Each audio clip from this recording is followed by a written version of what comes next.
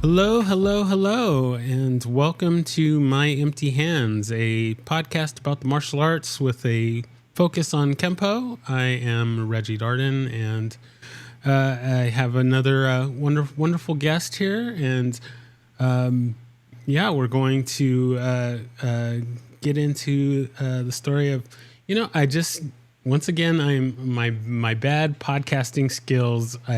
I realized that I did not make sure that I got the proper pronunciation of your name. So go ahead and hit me with it, and It's we'll it's Alia. Aaliyah. Okay, It's Aaliyah. Alia. My dad actually, when I was a kid, I would always say, my dad got my name from a book. It's from Frank Herbert's Book of Dune.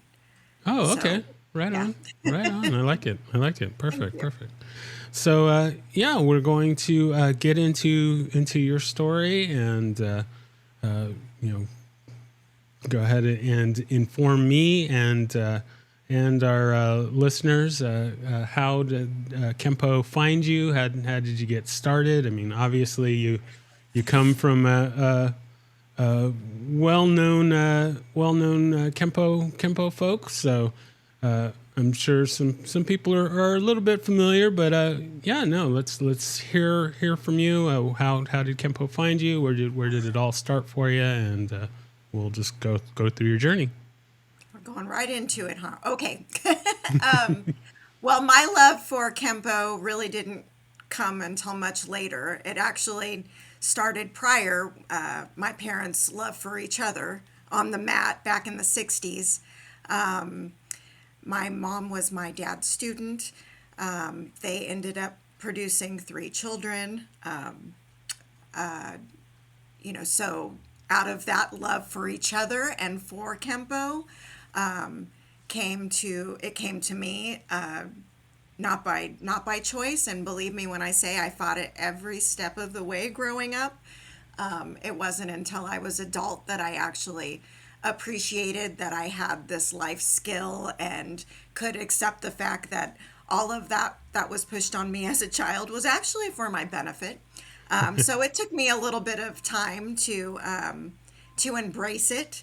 But now, now as a 50 plus year old woman, I'm very pleased to say that I'm on the mat teaching every day. And but yeah, it's been a journey because I never had a choice. And my mom was a very at one point, to my knowledge, I've never been corrected, was the highest ranking female Kempo black belt at one point. And of course, there's Bob White. So coming from that background, I had a little bit of pressure to be the best that I could be. And I just fought it.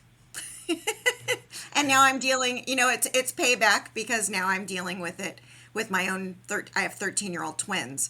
So they definitely are giving back what I gave out. So it all comes back around. But Yeah, every time I talk to people that their parents were or are involved in the martial arts, I'm always curious if one, was it something that you were forced into, and then two, if there was a separation between the martial arts side of it and just life. So I relate it to the original Karate Kid movie. Danielson's washing cars and things, but he's learning karate while doing these things that are not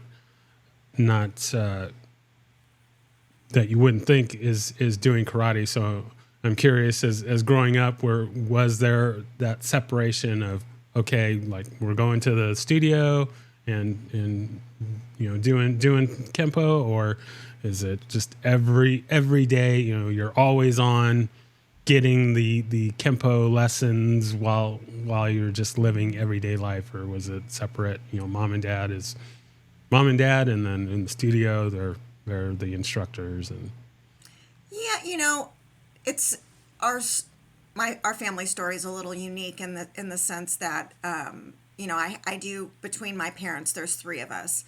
My older sister Andre, who is now a black belt as well, but she didn't actually grow up with us, which is a whole other story in itself. And then my little sister. So I was kind of an only child till I was around till about 11.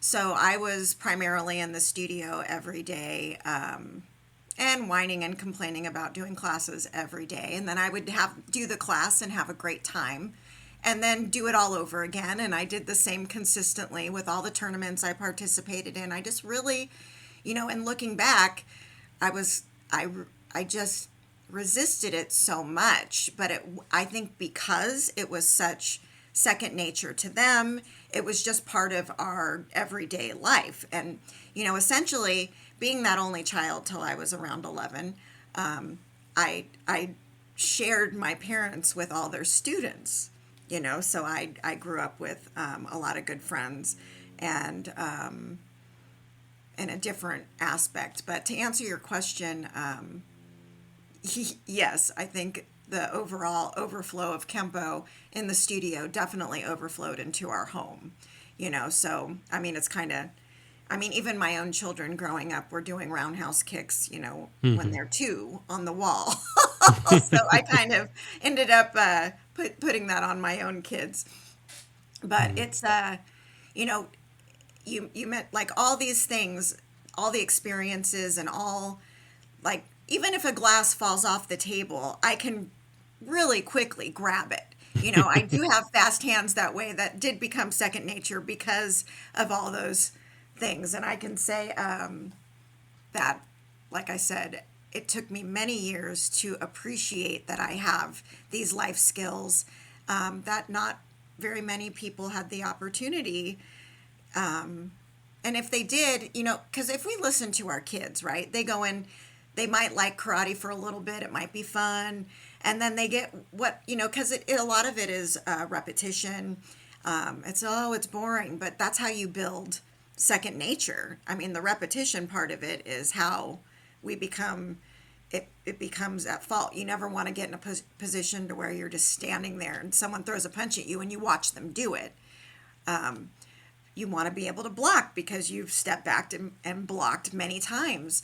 So, yeah, I'm so grateful for it now.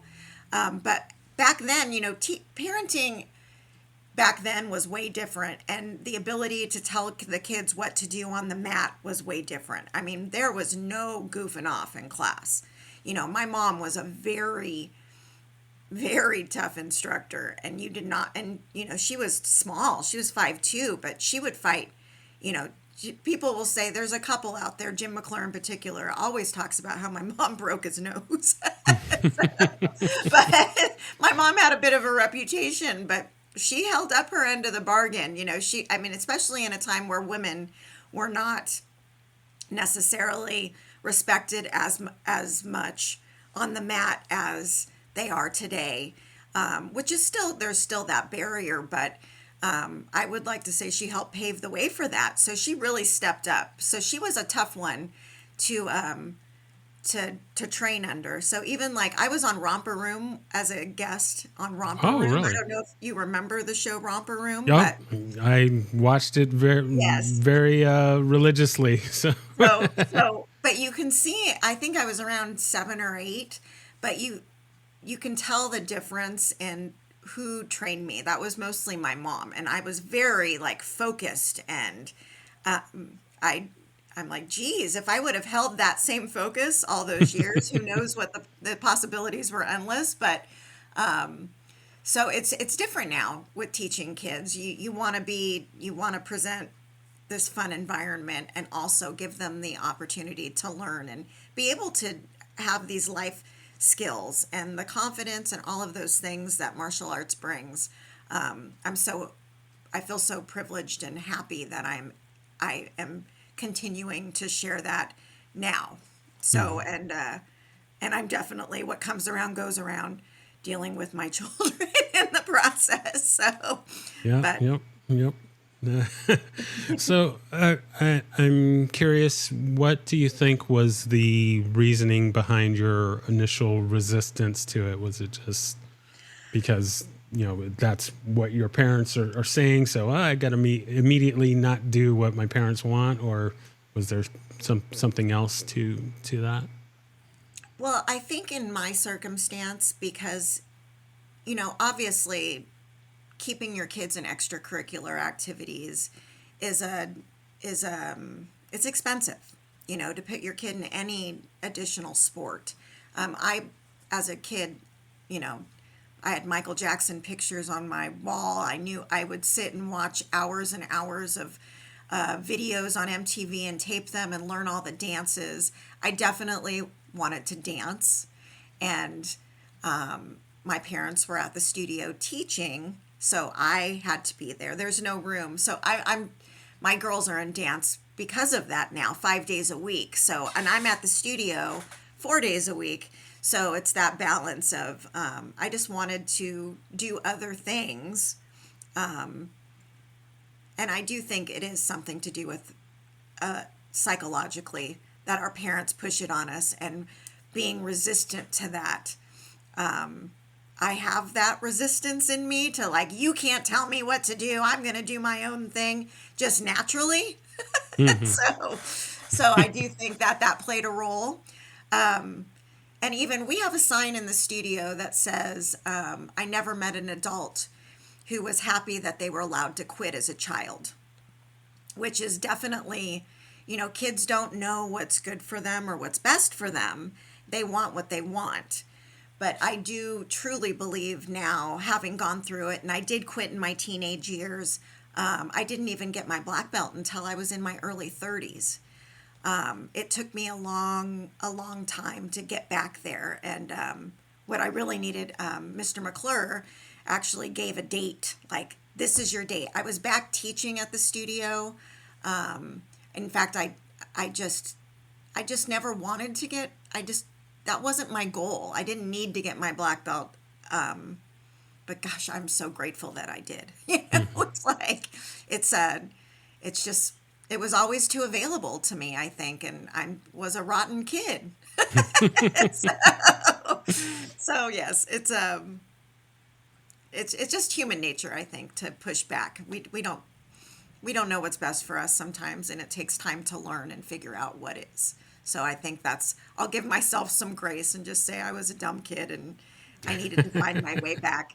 But, the terms of the studio, with my parents, they had, a tumultuous relationship. I'd say very passionate is a nice way to put it. So the studio, we've been there since 1980. I think we got the space. We opened in January 1981. It's my only constant. It's my only true home now that both my parents are gone. So the fact that I have the ability to carry on the legacy and that it's home base. There's so many people that come to the studio to pop in to say hello that I haven't seen since years, but it's like, oh my gosh, I remember everybody, and my dad had that such ability to remember everybody. And I never, I thought about it. He, as my dad, I'd say, hey, do you remember my friend from 5th grade? And he'd go, oh, yes, I remember. But he really, truly did. He remembered. And I definitely have that same, like, I remember all the kids' names and all of these things. But, in stepping away from the studio, I was a hairstylist. I am a hairstylist of about 30 years now. And so my ability I have these long-term relationships with my clients that I'm not willing to give up. So I still do hair. I just had did a client this morning. But I think that's my favorite part about the studio in terms of the family environment and the relationships that have built, the long-term friendships. It's just home base for me. So I'm so happy that it's still there. That's my home. So, and I know it is not just for myself as a family member, but for people in our community. It just it's pretty amazing. My parents started and built it together. My dad ended up continuing it on. After my divorce, I have all these sisters now. I've got my little sister Kelly from my dad's second marriage, and I have two stepsisters from Barbara, who's my mom was a Barbara, but I also have my stepmom Barbara, who's at the studio with me, and fortunately, she and I have a really wonderful relationship that we've been able to maintain, if not gotten closer since my dad has passed. So, yeah, it's kind of full circle for me. So I'm pretty I feel pretty blessed. I every day I wish both my parents were here, but I know that they're with me, in other ways. So Gotcha. So what was the turning point in as far as resisting and then embracing Kempo? Was there one specific thing, or was it kind of a buildup of certain things? Well, when I went back, honestly, I'll be truthful and say I even wrote this in my black belt thesis that my dad bought a car for me, and in exchange, I had to teach at the studio. So when I taught at the studio, it was like kind of a bartering system. And I cut my dad's hair every 2 weeks also. So that was included in the bartering. And then my black belt test was set. So my black belt test date was set. Excuse me. So, then it was like this wonderful, I've never been in the best shape. Training for my black belt was the best shape of my life. I was so strong. I was there like 3-4 hours a day, just training. And I really, once I got my black belt, I was kind of consistent. But I've been with my husband for 31 years, and we've done everything in slow pace, right? It took us 10 years to get married. Then it took us another 8 years to have kids. So once I taught till I was 7 months pregnant, and I've been home with the kids, who are now 13. So even in coming back, like, it was hard for me to get back because it just wasn't a priority. My kids were my priority, and I've been PTA president and all of those things that I never thought that I would be involved with. I'm very involved in our community, and so getting back to the studio again took me time. So it's like I took that break as teen into my 20s, and then I took the break after I had my kids. And with my dad being so sick, and a few times he had cancer, a few times. And this last one, I went into the studio one day, and I was in there by myself, and I just said, I can't let this place go. So my focus shifted then. Like, I never really considered myself carrying on my family legacy that way. I mean, I did in a different way, but not to the aspect of my love for teaching and being on the mat. I've kind of taken that, being in the position that I have been my whole life, taken it truly for granted. But in doing hair, my favorite thing about doing hair was making people feel good. And when they left, their visible change in their mental state because they felt better about themselves. I'd say that's really my favorite part about teaching in Kempo, and this whole experience is really making a difference. I'd say that's when I decided, okay, this is what I'm going to do. I'm not going to let this place go. I'm carrying on both my parents' legacy. I think that's when the true love that I needed to find within myself came, that I never really had experienced before. So it's fairly recent, that I don't see it as, it's always been part of my life, whether I liked it or not. So finally it has come to this point where I'm like, I feel like I'm exactly where I should be, exactly where I need to be, and I'm making a difference, which is the most important. So I really love, even I listen teaching kids is really intimidating. And it's really intimidating for instructors, even though it's because they get overwhelmed. Kids are unruly. You have to kind of keep them in line. It's like herding cats sometimes, it's almost impossible. Oh yeah, But the if you cats can would be a lot easier. I know, and what's so cool is I've come to a place because I primarily teach the kids, which I used to resent a little bit because I felt like, obviously teaching adults, you feel heard and they're there because they want to be. But the kids are, and I do think it helps becoming a parent myself. They're funny. They say the funniest things. I mean, the other day I said, when you guys punch, you might want to just turn your fist sideways, do a vertical punch so your radial nerve doesn't get hurt. It hurts when you hit that. And they're like, why is it called a radio nerve? It's just little things that they say that I can, it's fun. And I'm enjoying it. And you can see visibly when they come into the studio how it's a new place. First of all, they're not sure of themselves, and you watch them build character and you watch them build confidence, and that's really my favorite part, is watching them grow and mature, and of course seeing their training improve and their ability to listen. And there's nothing better than teaching a coachable kid who actually listens and does what you're encouraging them to do.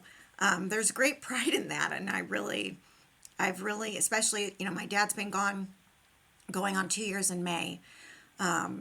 So it's been a growing process. I mean, it was not an easy transition, for everybody. I feel like when someone big in everyone's life leaves us, everyone's kind of adjusting to figure out their part of their new place, I guess to say. New relationships being built, everything shuffles around, and it's harder some days than others. It's harder for some people than others. They don't adjust back. Loss is hard for everyone, and I know that my dad was such a big, huge presence that it's been an adjustment. So for me personally, I think my love for Kempo has come out of, I'm going to be 51 in just a few weeks. So it's taken me a little time, and I have definitely room to grow and room to improve every single day, always. So, and I hold that, every day I'm just trying to be grateful for, what I have, to move forward from and continue on, helping people. So. No, I like that. I can definitely relate as far as seeing the growth and the progress of the students. I've taught capoeira for a lot of years, and mostly adults, but there's been some kids sprinkled in. But just even with teaching adults, yeah, seeing the student progress and grow, not just only in doing the movements, but when you're around people long enough and you have this connection with people, you see them grow and change in a person, and their attitude, their mindset, and even when they come to you with problems that are outside of the studio, you just being there to help guide them, or even if you're not even giving them advice or anything like that, just being there to listen to their situation is it's a good feeling. It's a good feeling, and I think anyone that's getting into teaching and doing teaching should have their minds and their hearts open to all the various things that come in, and not just be kind of focused on, okay, well, I need to make sure that this person just gets these techniques and kind of send them on their way. It's like we're kind of little bit of a, I don't know, life coach and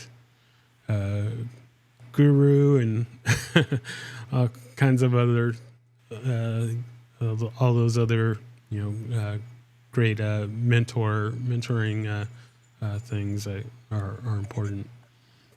And No, so absolutely, yes. so I'm curious, since your parents are of a particular standard, was there pressure coming up in the school because your parents are who they are? Was there pressure on you, within the school? It's like, oh well, this is the teacher's kid, so they've got to be better, and were challenged for that, or Oh, absolutely. So, and even if it was, my dad was always concerned about nepotism, right? So that special treatment to us because of being his children. But I mean, aside from the pressure of him, the pressure on ourselves, that's enough in itself. There's no way you go in classes and do halfway work. I mean, the one thing though, I'm a goof.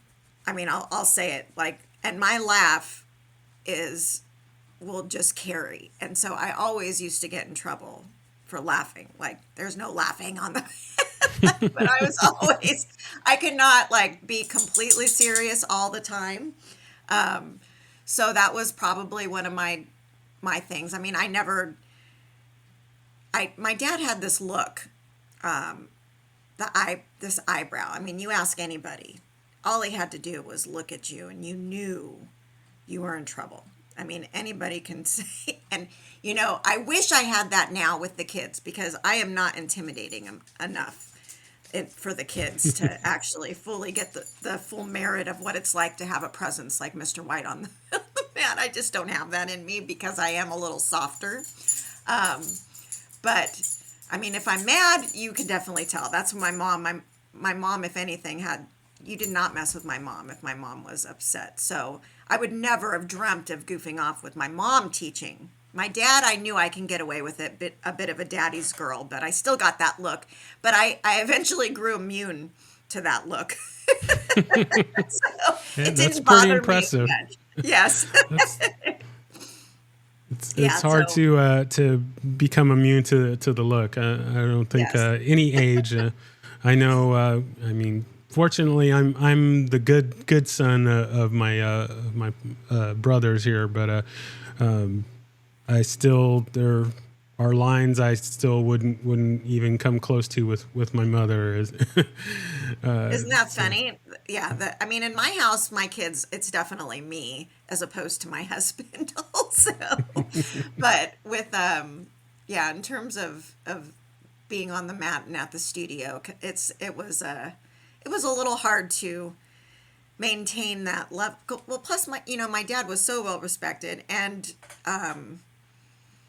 he truly loved coaching. I mean, he read book after book. He loved John Wooden. He really and I know that I'm so fortunate to have been coached by him because of that.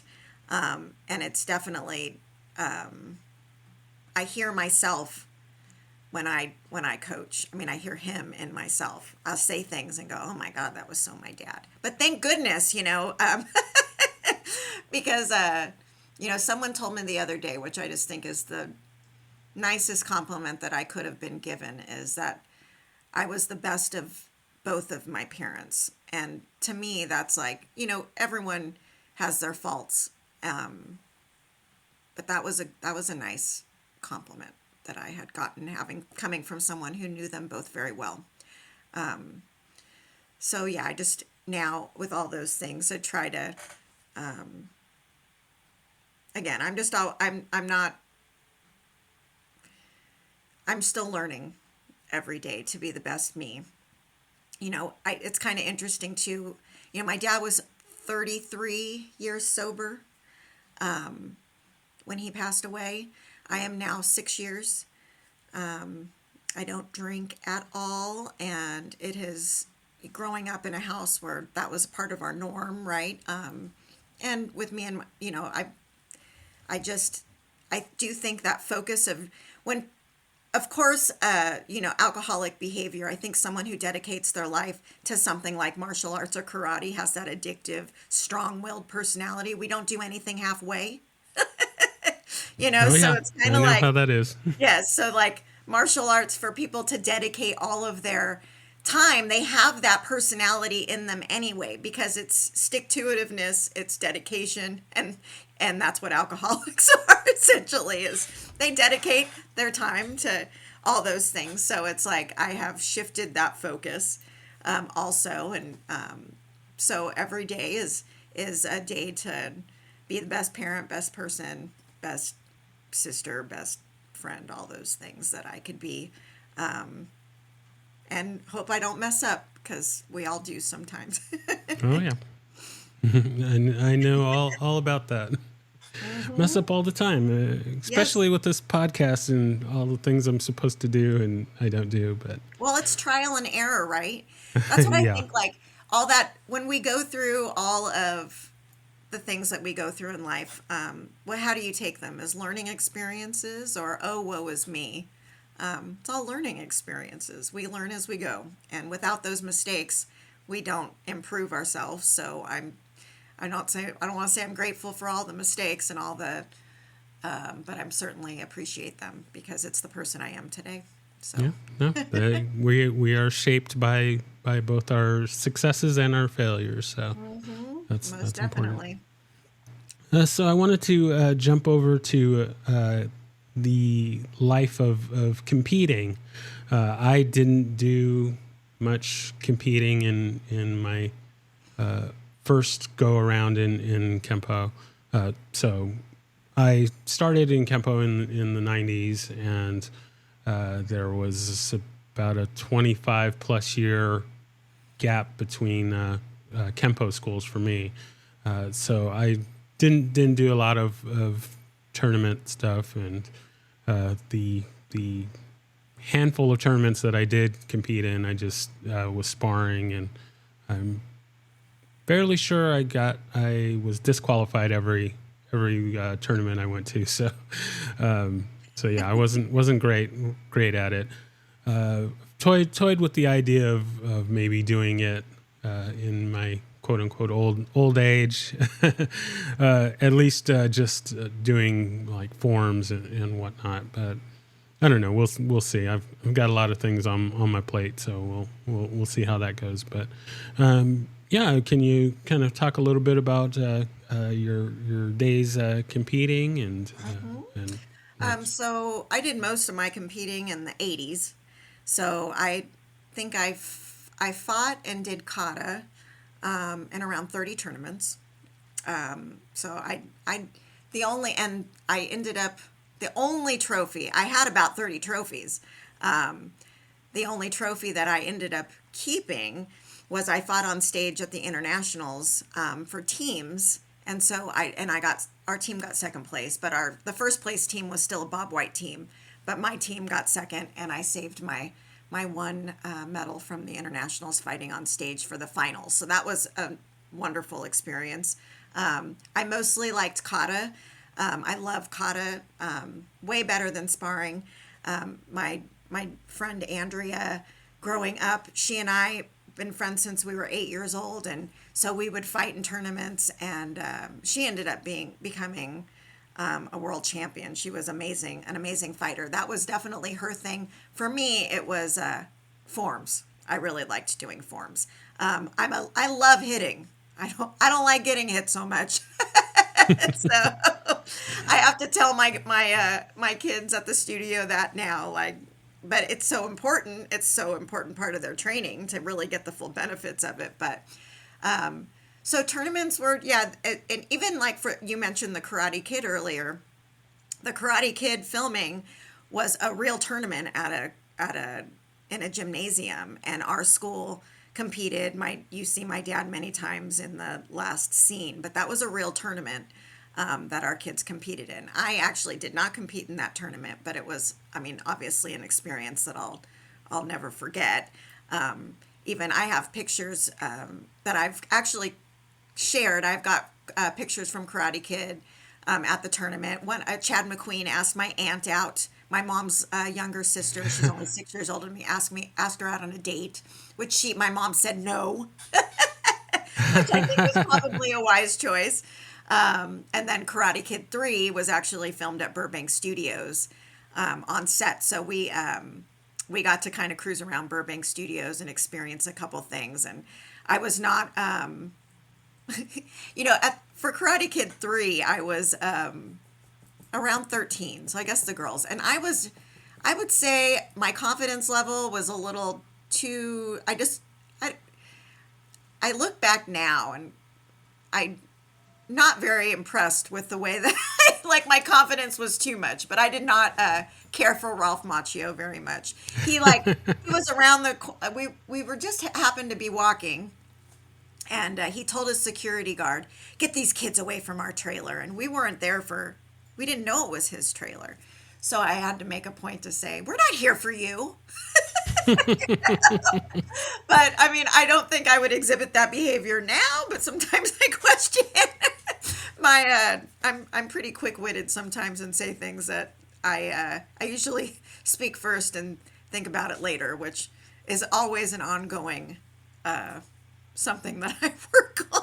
Oh no, that's the world I live in. So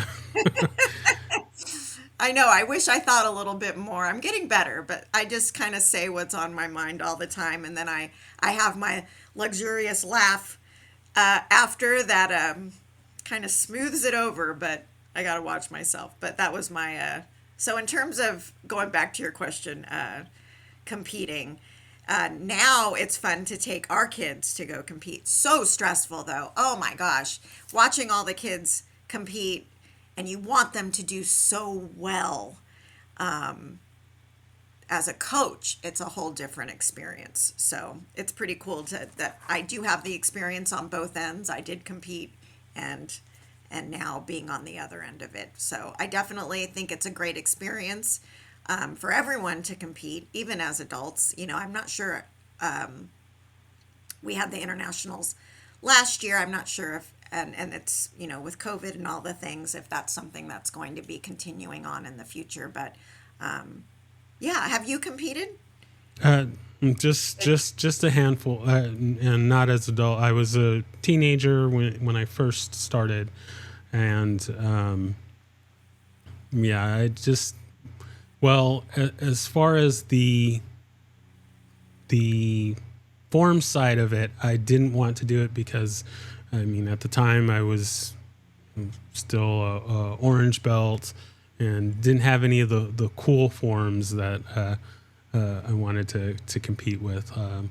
Although, gosh, I'm forgetting who it was that I talked to not too long ago, but they were like, "Oh, well, I did long one in a tournament, and he's already a black belt." He's like, "No, I go to tournaments and I do long one, and I do fine with that." So, I guess that that wasn't an excuse, but I wanted to do all the cool forms. So, yeah, well, Kempo is hard. If you go to a regular tournament and there's all these amazing flips and weapons and all those things, Kempo by comparison isn't as flashy and showy as that. So it is better to compete now in terms of Kempo forms in a Kempo tournament, because it's the same. It's kind of a different, I wouldn't say better or worse, it's just a different level of showmanship.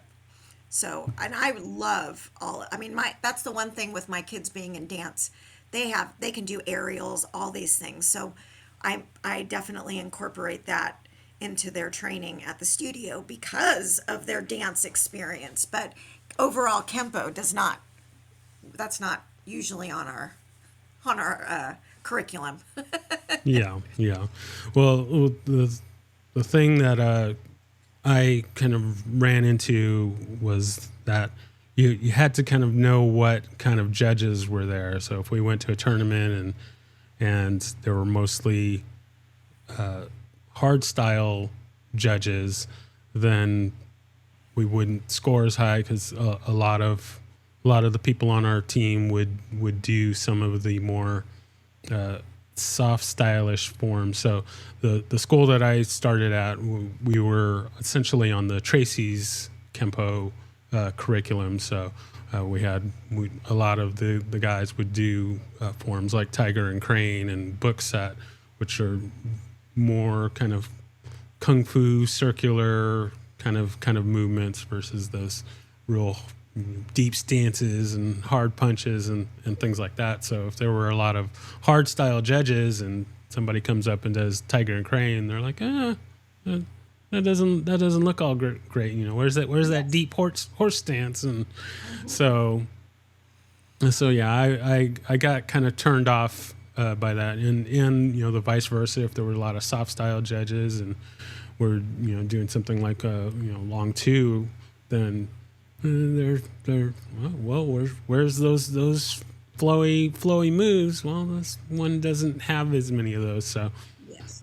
I got kind of turned off by that. And then in the sparring side of it, in our kind of in-house school and in-house tournaments and sparring classes and stuff, we would kicks to the groin, back fist to the head were fine, but a lot of these open tournaments, you can't do that. And I would kind of, one of my things was back fist into kind of a reverse punch thing, and back fist to the head, and I'd throw that back fist, and they're like, oh well, you can't do the head contact or the face contact in this tournament. And so I'd get the warning, and like, okay, don't do that, and then the blood gets flowing, and there goes that back fist, and they're like, oh yeah, you're out of here.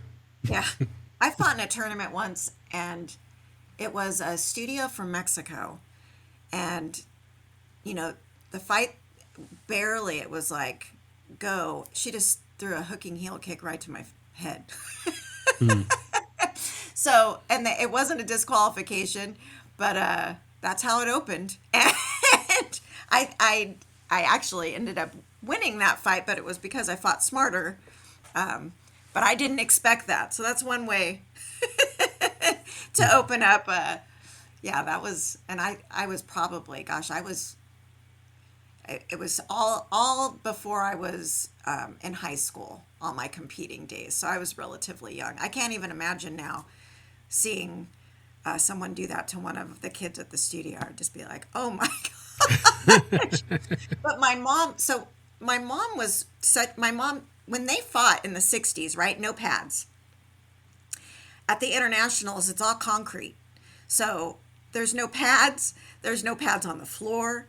There, it was like knuckle to knuckle. So it's such a different. Even when I fought as a kid, there's no padding. It was all on the concrete.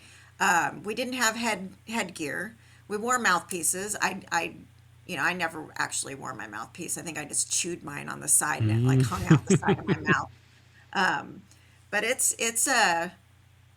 I just can't, it's the level. Now you see kids with like helmets and shields and like protective gear, like chest gear.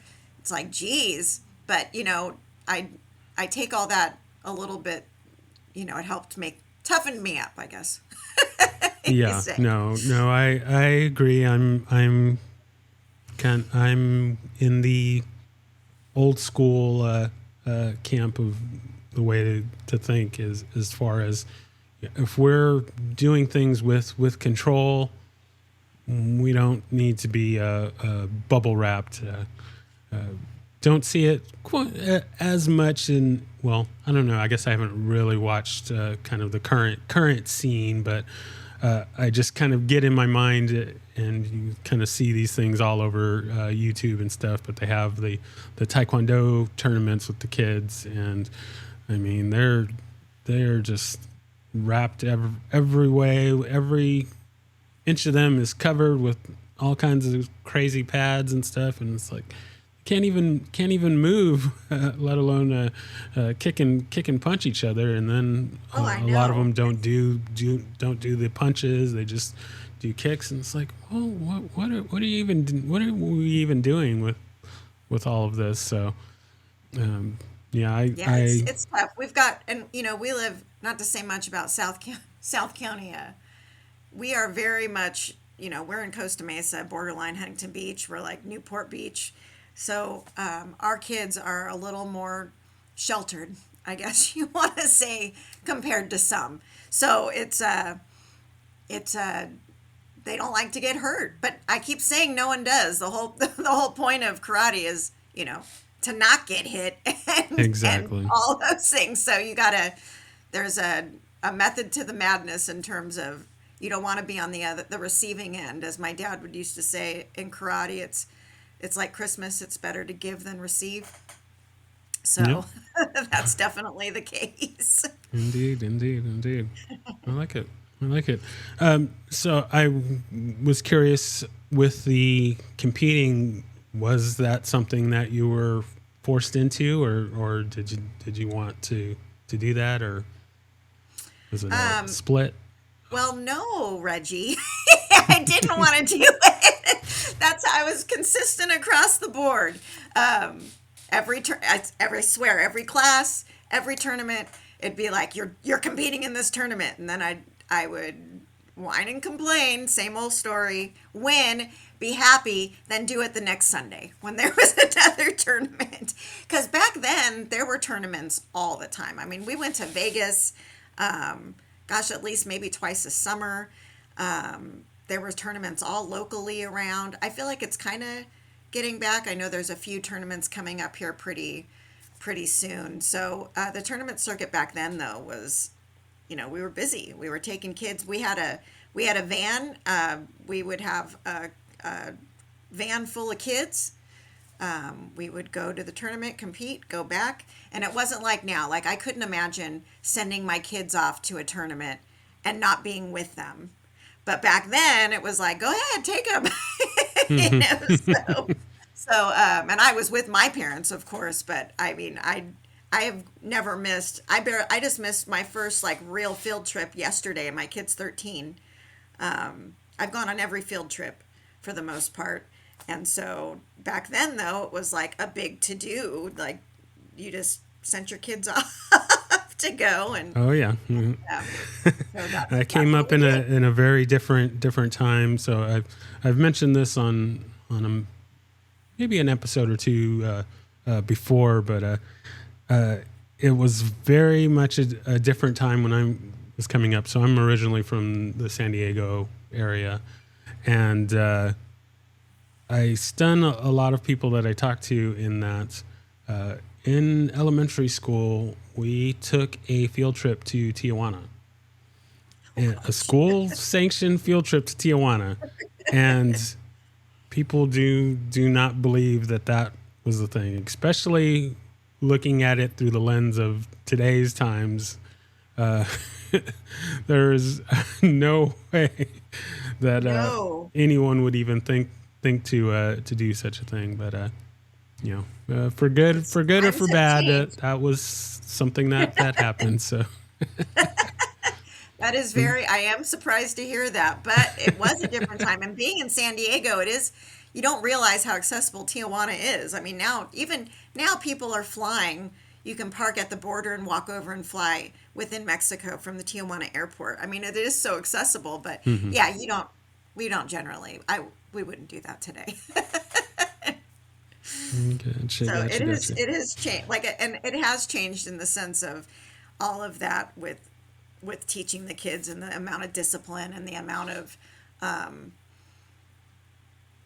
how you can discipline them without feelings hurt and doing it in a manner which is effective and not intimidating to where it is scary for them. That's like I always said, that level of respect. That's like the intimidation of having the kids be in line and behave and do what they're supposed to do.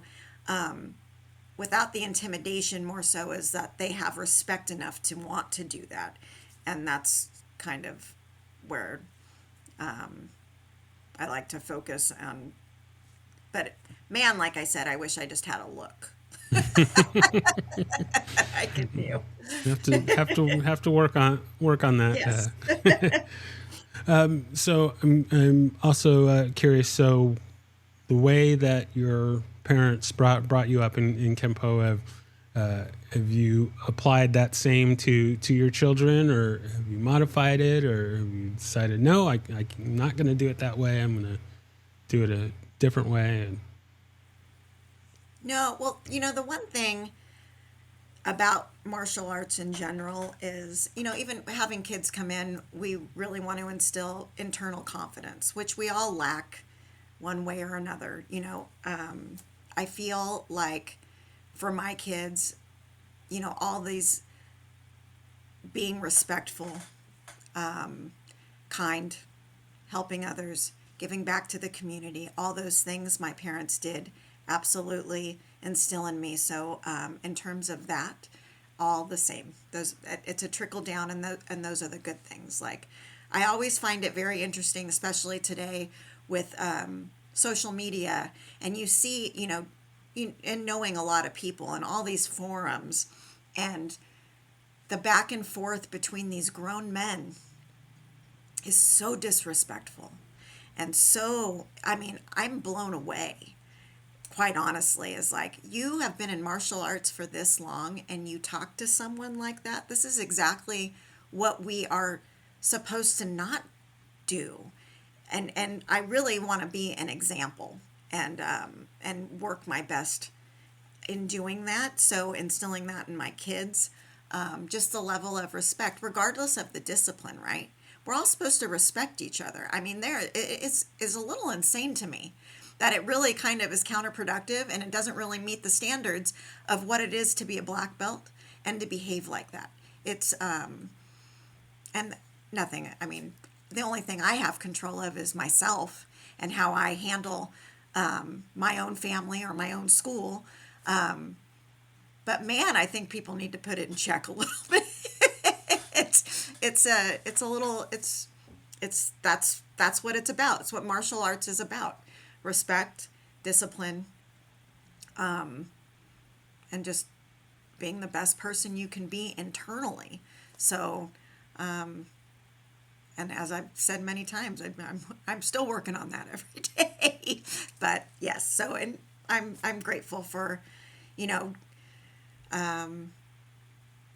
I didn't ask to be part of this world, but I'm certainly have learned to embrace it.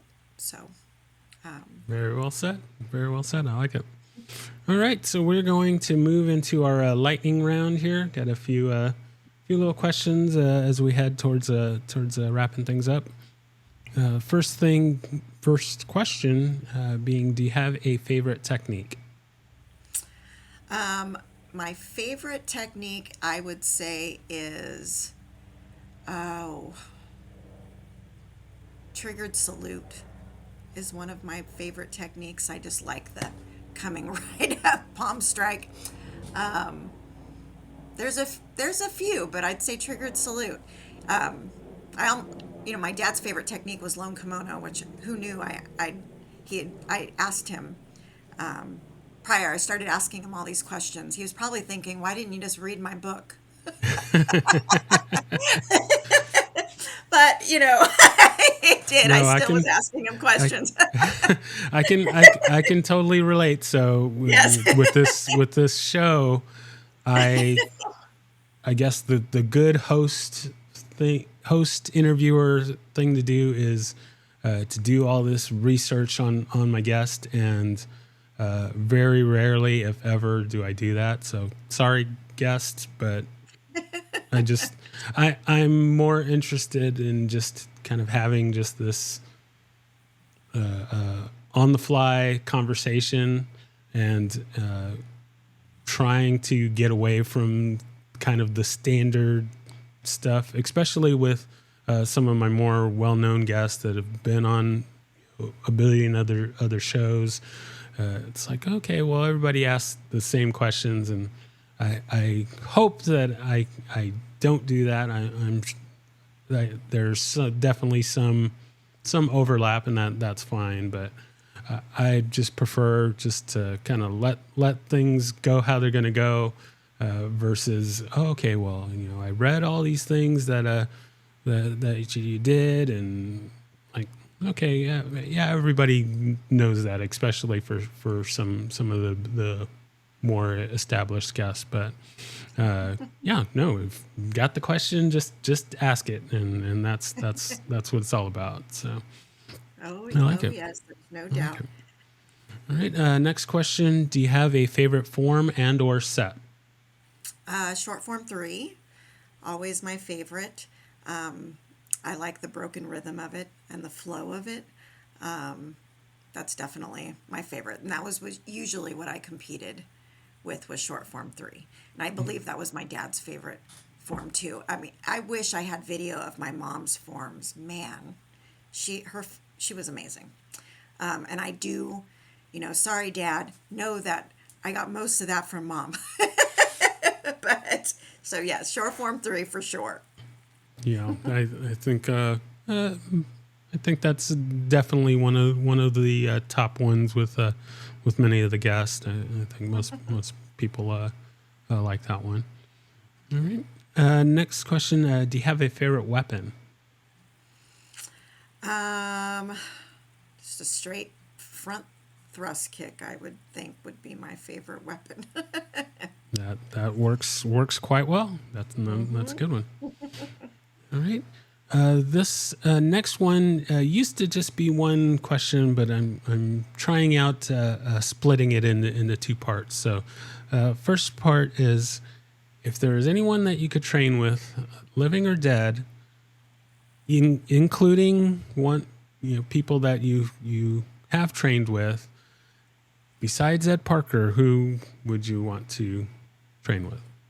My mom, hands down. Barbara Lee White, definitely. She's, even she finally, after all these years, she's been gone since 2002. She was only 50, which is weird because I'm 50 now. That's why I had a big 50th birthday party. But her love for for Kempo was everything.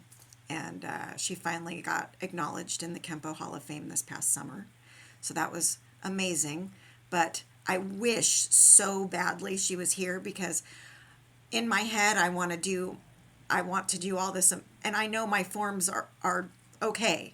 And I wish she was here to coach me to do them better.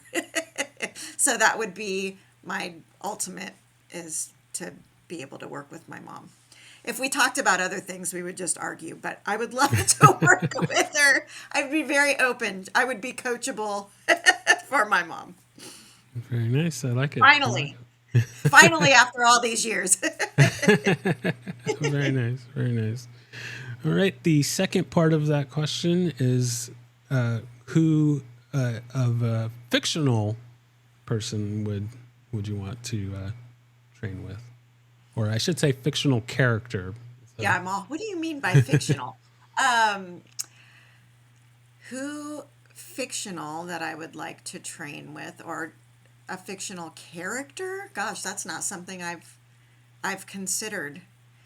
I guess there's one thing. I'm a huge Quentin Tarantino fan, so I loved all the Kill Bills. Those some oh of yeah. those scenes were pretty amazing. So, I mean, if I had, you know, being in Uma Thurman's position is like a dream, in Oh a yeah. sense. So that's the only thing I mean, that's not something I've ever considered. Thank you for, I'll have to think about that more, but being a Quentin Tarantino fan, that's what comes to mind. I like it. No, It's that's Kill no, Bill, yeah. that's a good one. Yeah. No, when I kind of started with that, and I just said, anybody fictional or non-fictional, and I got, sometimes somebody would mention kind of the usual. Well, originally I didn't add in the besides Ed Parker, because a lot, this being a Kempo focused show, of course everybody's gonna say Ed Parker. So I realized, okay, I got to take him off the table, and that made it a lot harder for a number of people. But some of the guests, like we've had Mr. Miyagi, I've had Kung Fu Panda. I think Kung Fu Panda actually got mentioned a couple of times by previous guests. So I was like, that's good. For me, kind of one of my spirit animals, I like to say, is the Johnny Lawrence from Karate Kid and the Cobra Kai, just especially in his version that on the Cobra Kai, just kind of the way he's kind of stuck in the 80s. Just really speaks to me. I really like that. So yeah, so I'm trying to kind of split that up to see how that goes. So thank you for that. I like it. All right, so now is the time for shameless self-promotion. So you can plug anything that you like, or if there's anything that we hadn't covered that you want to get out there. Now is your time to say whatever you like, and then we will close out for today. All right, sounds wonderful. First, I'd like to thank you for having me. This was kind of my first. I've alwaess been Bob White's daughter. I mean, in fact, I walked around as I'm Bob White's daughter, Bob White's daughter, Bob White's daughter. It's nice to just be Alia Cass. So I appreciate you asking me. Thank you. We're at 1125 Victoria Street, Costa Mesa. The studio's is doing great. We just started an online, we do women's empowerment classes, probably about once every quarter. We just had one last Saturday, but we're starting a women's only Tuesday night class for 1 hour from 6 to 7 that Mrs. White will be teaching. I want to openly thank all of our students and all of the instructors. If I don't mention Vishal Shukla, he's gonna give it to me in some way or another. But he definitely, all our team, I just feel so. My dad left this legacy and left this family, and has really helped with it's been a big, tough transition without him. He was such a big presence for all of us. And so I just want to openly thank all of the loyalty and the shared need to continue on my parents' legacy. And I feel pretty blessed and pretty grateful for that community. So, but we're there. We're at the studio. We are having our Royal Family Kids Camp, which is we've donated over $1 million over the years to this great organization that helps foster kids in need.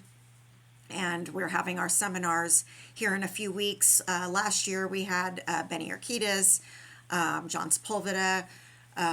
We always have a great community come together and raise money for a good cause, and that's in March. So all those things, come see us. I do all the social media on the studio page. I do reels, try to do them on a daily basis. To my other, the artsy part of me that gets to come out where the studio is concerned, because I do tend to be a little bit more on the creative side, so I get to do that for everyone. So yes, that's basically it. And again, thank you, Reggie, for having me. It's been a pleasure speaking with you, and hopefully we'll get to meet in person someday, and I'll look forward to that time. All right. Yeah, no, thank you so much for taking the time to chat with me. I always enjoy these chats, and especially getting to meet new people. So I'm very, very thankful for that. Of course, we'll definitely have to do this again and get into more interesting things about your journey. But yeah, I just can't thank you enough, and can't wait to get this out for everyone to hear. So thank you again. That's wonderful. Thank you. You take care. You too. All right, take care. Bye-bye.